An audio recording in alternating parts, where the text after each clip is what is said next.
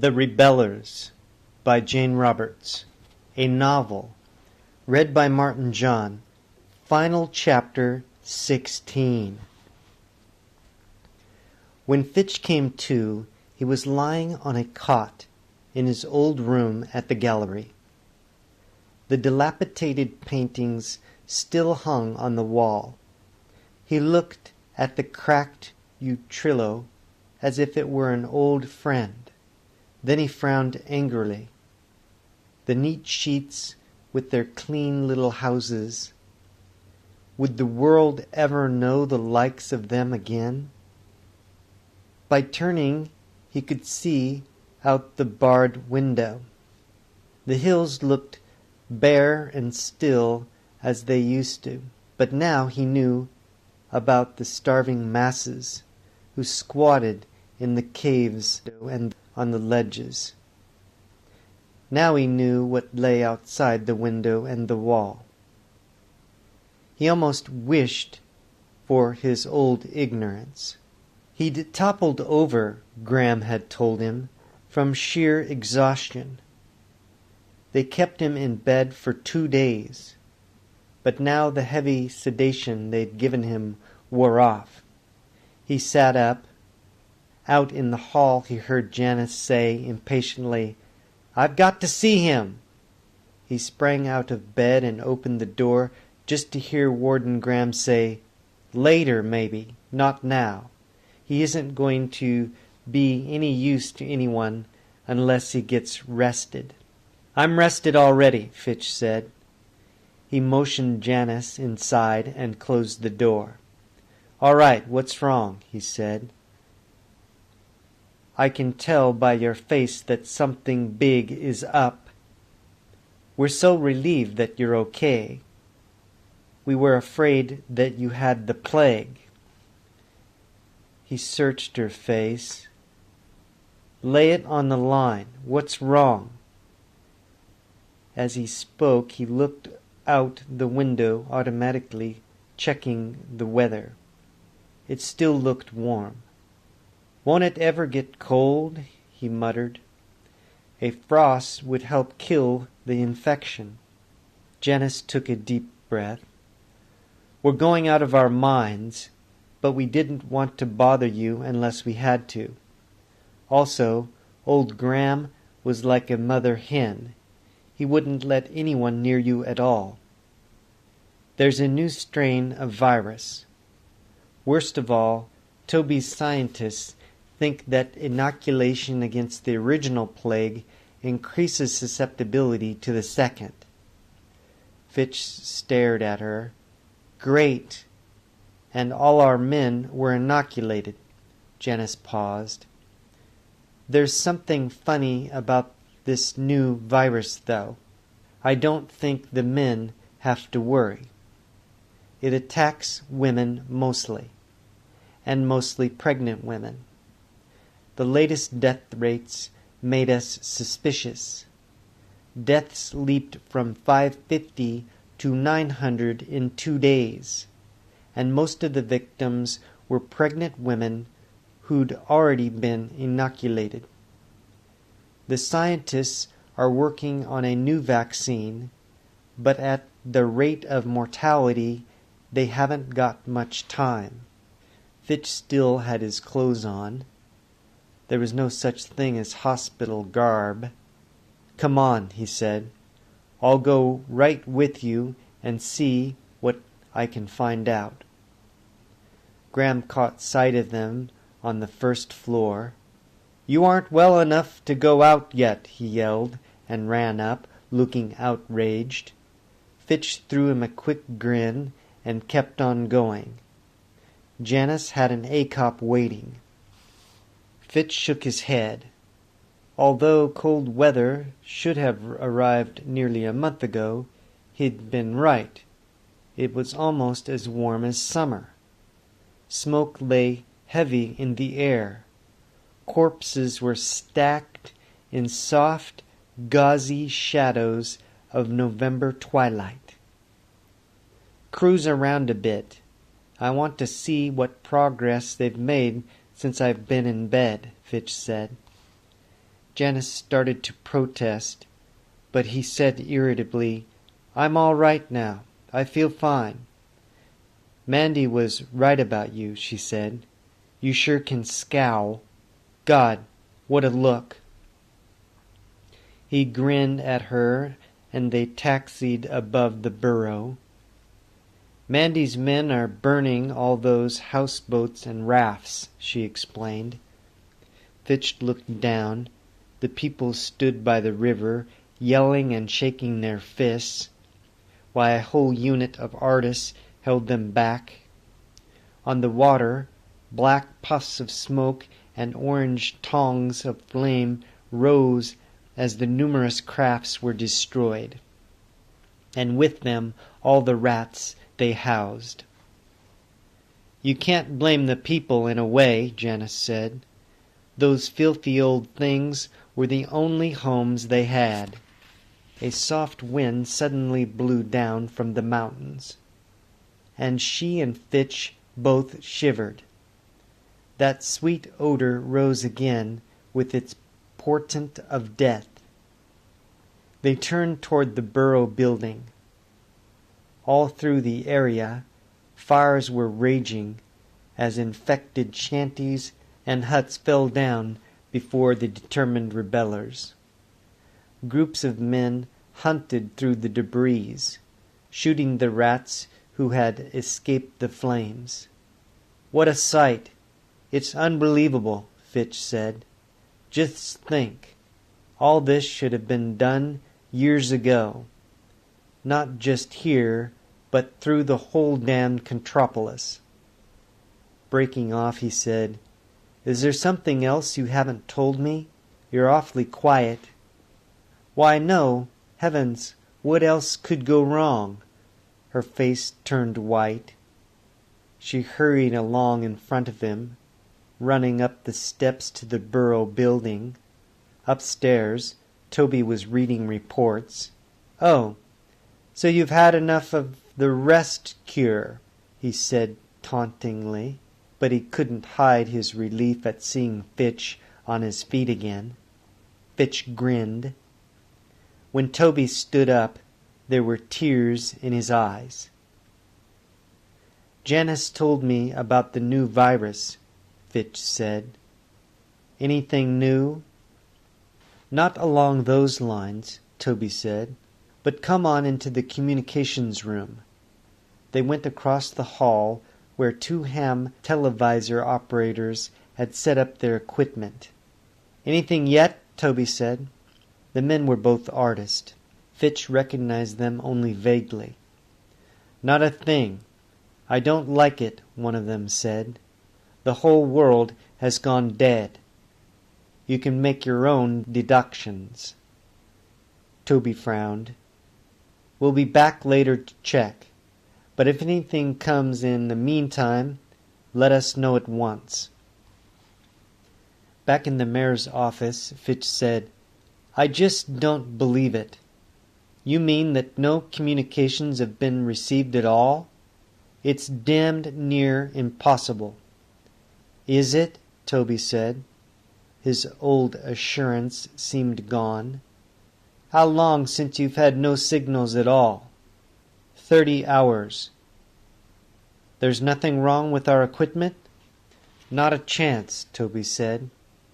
"Our last message was from some ham in a gallery, believe it or not, out in the Middle West Contropolis somewhere. It was pretty awful. The people slaughtered the officials there, broke into the chemical gardens, and went on a week's food binge. That took care of the food supply. They gorged themselves, even while they were dying of the plague.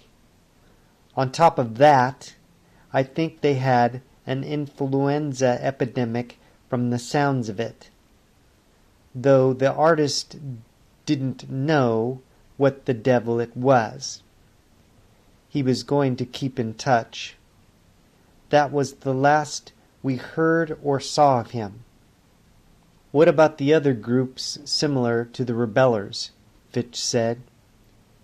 I thought you told me there were lots of them scattered underground throughout the Contropolis. Toby shrugged wearily. We used to pick up information implying that other groups existed. Maybe they tried a hole-up as we thought of doing. If so, the rats or the plague or their fellow men probably killed them off. Fitch paused. He said slowly, "Are you trying to tell me that those of us alive in this burrow are the only survivors on the whole damn planet?" "I'm saying that we're the only ones sending out communications or able to. That's all I'm saying. But if you want my personal opinion, then I think we're the only ones alive, except perhaps for a few isolated groups or individuals.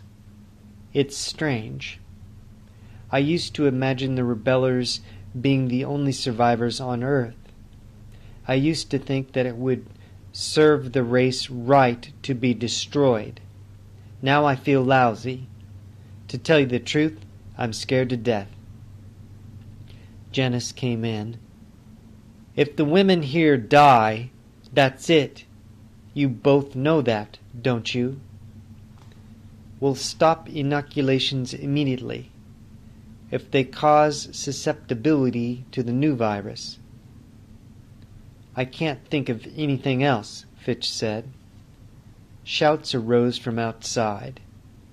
Toby said anxiously, "Fitch, why don't you check the ham televisor again?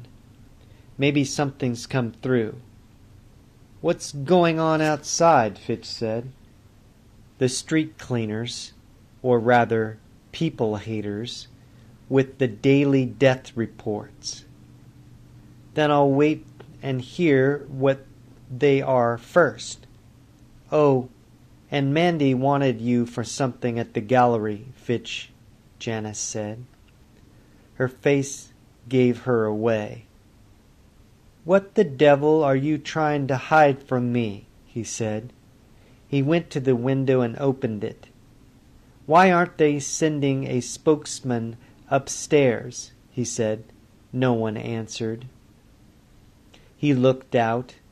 About 30 men in rebellers' robes stood beneath the window. Crude pox marks in white paint blazed out of the early darkness from the woolen robes. The figures were hooded. The significance of the pox-mark garments hit Fitch suddenly, and he looked closer. A voice called up, 400 deaths of the old type, and about 520 of the new, as far as we could determine, mostly women." The voice was horribly familiar. For a moment Fitch felt dizzy.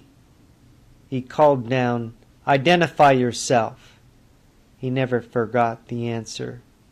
"Sloat," the voice said. The group turned and started to leave. "Wait!" Fitch yelled. "Sloat, come back!" One of the hooded figures turned around for a moment and then disappeared with the others. Fitch spun around angrily. "What's the meaning of this? Do all those men have the plague? What's Sloat doing with them?" "He has the plague," Toby said softly. "We tried to keep it from you, but I suppose you had to know sometime."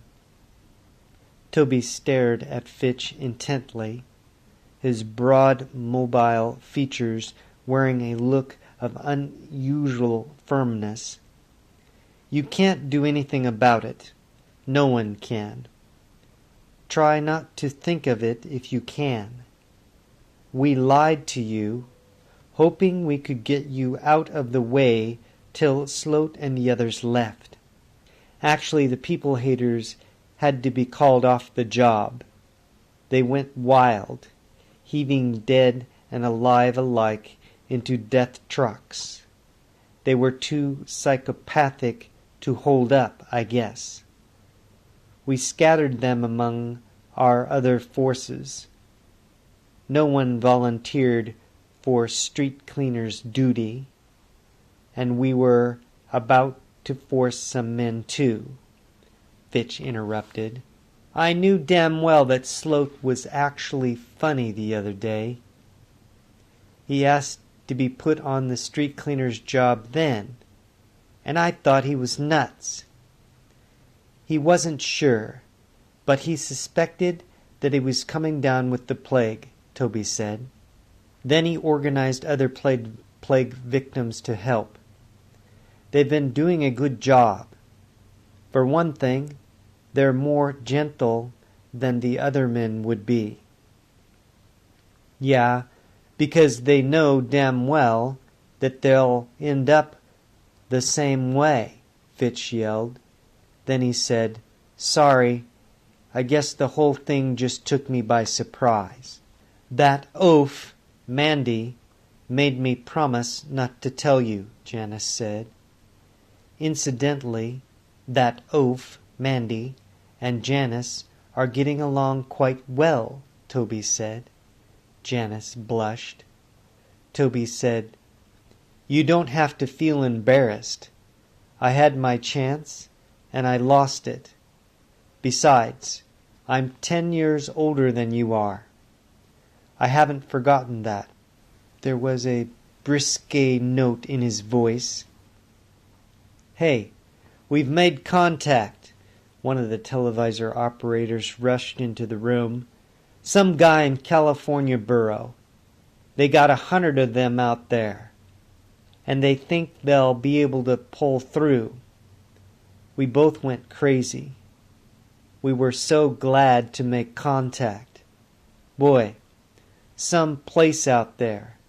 There's 100 other people. That's something. Something.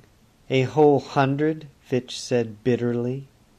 The news did revive the rebellers, but the glow didn't last for long. On November 8th, the death rate hit 1,850. The borough's population was less than a quarter of what it had been the previous July. The rebellers worked night and day. Women dropped dead without a sound. The new virus gave no warning. Only 1 or 2 pustules appeared, and only a few hours before the end. Women huddled together, afraid to sleep with their husbands, in mortal fear of becoming pregnant. The rebellers grew used to Sloat's tall, lean figure moving with the other victims, his chinless face wan and tired. Every night he yelled up the death reports, and every night Fitch called down to him, and he never answered. Once, however, Fitch yelled, "Why don't you let yourself be treated? There might be a chance. Why are you doing things this way?" Toby stood beside Fitch. His face was contorted as he looked down at Sloat's upturned head. "I never did much before all this started," Sloat said. "For millions, there was no chance, and I was partially to blame. This is my way, that's all." Toby shouted, "Did anything I said to you make you do this?" "No." They tried to keep him talking, but he went away with the others. Toby said harshly, "Remember the night we all had the argument, and I told him he was ineffective, worse than useless? That's been on his mind." "Don't blame yourself," Fitch said. "He's trying to do a penance for the mayor and all his friends who ran out, I suppose." But Fitch himself could hardly stand to speak about Sloat any more. Toby said, "I suppose you're right." But from then on he never went to the window when Sloat yelled up the death reports. Gunny worked with Mandy at the gallery. Now and then, on quick visits to the Borough building, he liked to make cracks about people who loved to suffer, meaning Sloat. But whenever Toby appeared, even Gunny changed the subject. Every night Fitch held his breath as the now familiar forms of the plague victims stood beneath the window. He knew that one night Sloat would not be with them. Fitch and Toby camped in the mayor's office. Toby's scientists worked night and day to isolate the new virus. Fitch supervised the systematic razing of the worst plague areas. Twice a day Toby's voice spoke to the people over the speaker system. Out of sudden spite, Fitch had the old activated paintings with their mechanized grotesqueness removed from the squares. But the scenes that greeted his eyes constantly were appalling. A scattering of reports from vagrant groups in other parts of the country dribbled in, giving him hope that the national situation was not quite as dire as they'd thought. But still, pathetically few survived. Stragglers had almost stopped coming through. Whether the barricades of plague victims were lined in trenches on all sides of the borough accounted for the sudden scarcity of crazed wanderers, or whether people had lost all ability and strength to travel, Fitch didn't know. In the borough itself, they tried as best they could to take care of the sick, but many died from the lack of sufficient medical supplies. Many of the people were still so frightened of doctors that they courted death rather than report symptoms. Fitch was always appalled when he discovered such cases, because usually recovery at such late date was impossible. He was helping the demolition units one day when he jumped back in alarm. Just as he was about to give the signal to blow up another group of old buildings, he caught sight of movement inside a doorway. He yelled to the men to hold off, and rushed in. A whole family had holed down inside. There were 2 corpses, a man and a woman, too far gone to save, and 3 frightened children. He pulled them all out, cursing the parents' stupidity. No matter how often the people were warned, some of them dig in, refused to give up their dead, and died with them. Just as he pulled the last child clear, Toby's voice rang out from the speakers. Again Fitch had to marvel at the man. As weary as he knew Toby to be, his voice boomed out magnetic and forceful. Even the demolition units stopped a minute, gaining strength and confidence. Toby alternately cajoled, demanded, and sympathized. A small crowd gathered. Fitch didn't know where they came from. He thought the population was accounted for. More seemed to spring up from nowhere. The people stood with dirty, upraised faces, frightened and worried, but not alone. Fitch watched for a moment, then went back to the borough building. Janice said wearily, "What we need is plastic suits or something." "Swell," Toby said. "Plastic suits, like space suits, because we've dirtied up our atmosphere so badly." that we can't live in it anymore. Fitch stood in the doorway.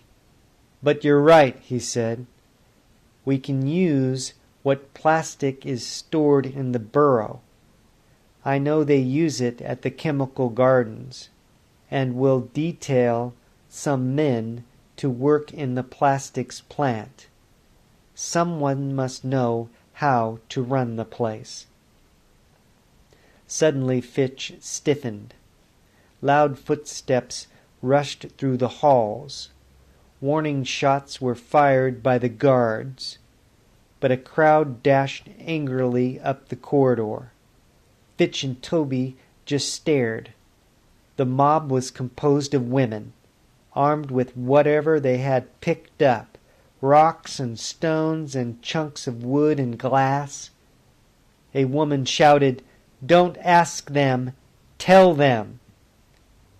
"God help them if it's a bluff," someone else yelled. "If what is a bluff?" Fitch said coldly. The woman filed into the room. The apparent leader of the group spun around angrily and said to them, "Shut up! How can I say anything if you don't keep quiet?" Toby and Fitch just looked at each other.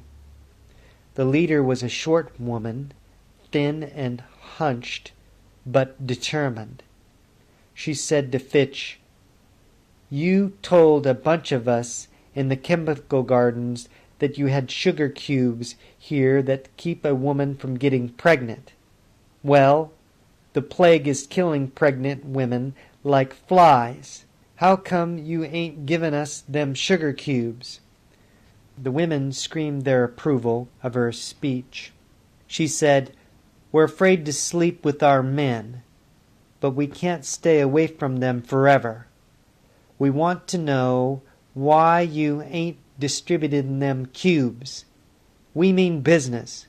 We'll do anything to get them." Toby took over. He raised his hands. "Those sugar cubes are still in the experimentation stage. We don't know anything about their long-range effects. They've been tried in the past for a brief time, maybe 200 years ago. Then the whole thing was dropped, apparently. We can't take the chance." "We'll take the chance," someone yelled. "We sure know the effects of the plague. What could be worse than that?" the leader of the women shouted. "But they aren't safe," Fitch said desperately. "I suppose the plague is," the woman said angrily. Janice said suddenly, "You know, maybe they're right. No vaccines reach the virus yet, but pregnancy seems to touch it off. If we stop the women from getting pregnant to begin with—" The women in back couldn't hear. "What's she saying?" they muttered. The leader yelled, "If you'd shut up, you could hear." But those in the back grew more restive. "What's the matter? Won't they listen?" someone yelled. "This will fix them," a voice shouted. A rock flew through the room, then another. Janice yelled out and fell to the floor. Toby ran to her side. The women in front grew frightened. "Shut up, you stupid idiots," Toby shouted. He sprang toward them. "This girl is worth 10 of you. The pox on all of you if she's seriously hurt." He yelled out with such passion that the women instantly quieted. Some pushed closer to see what had happened. When they saw that Janice was unconscious, they backed away. The rock had hit her just above the eye on the right temple. Blood welled from the wound. Fitch wiped it away. Toby yelled out, "All right, you'll get your damn sugar cubes. Take your chances. It'll serve you right." He was like a crazy man. Fitch tried to talk to him, but to no avail. Toby scribbled out some instructions on a piece of paper and handed them to the nearest woman. "Give these to a guard. He'll know what to do. We'll dispense your cubes downstairs." The women were overjoyed, but cautious and restrained. They filed out of the room with frightened glances at Toby. Some tried to apologize for Janice's wound. One of the guards had already gone for a doctor. "How the devil did you know where the sterility cubes were, or were you bluffing?" Fitch said. "Hell, the rebellers stole supplies from the burrow to carry on their own experiments," Toby said angrily. "I don't care what effect they'll have on those idiotic women either." "That isn't a very nice thing to say." Janice opened her eyes. "I blanked out, huh? Why? I really got it. I'm bleeding." She stood up unsteadily, but she was all right. On her own insistence, she was the first one to try the controversial sterility cubes. Toby objected, but this time she was more stubborn than he was. 700 women took the cubes that day. Within the next 48 hours, 1,000 more took them. The death rate hit a peak, 2,000 the following day, and then, almost miraculously, it retreated. Fitch and Toby were alert and uneasy. "For God's sake," Toby said, "no one knows what the effects could be." "Well, the new virus hits pregnant women. Now no women are getting pregnant. That takes care of the immediate crisis anyhow," Fitch said. "It's a hell of a commentary, though. Before you couldn't get them to consider birth control. Now they're crying for it. Ironic, isn't it? Maybe that's what nature wanted or intended all along." Janice shrugged. "Well, the cubes haven't had any effect on me. I feel fine." "You had no right to set an example like that," Toby said sternly. "You aren't married. You wouldn't be getting pregnant anyhow. When this is over, I might. Who knows?" "Mandy," Toby said. "Or somebody I've known a lot longer." She grinned and looked away. Suddenly she shouted, "Hey, look!" "I don't believe it!" They ran to the window. Indian summer was over. The first hint of winter was really on its way. The hoped-for snowflakes drifted lazily down. "That's a sure sign that winter's here," Janice yelled happily. They stood there watching. The street cleaners approached the building. "Death rate's way down," a voice called up. "Only 230 today." "Thanks," Fitch said. He turned away from the window. "It wasn't Sloat," he said. "This time it wasn't Sloat." His eyes blurred. "We might have a chance now to rebuild it all with what we have left. We might have learned that we can exist only as a part of nature, not apart from nature. We might make a go for it," he said. "But if we come through, Sloat won't be here to see it. He won't even know." "I think we have made it," Janice said.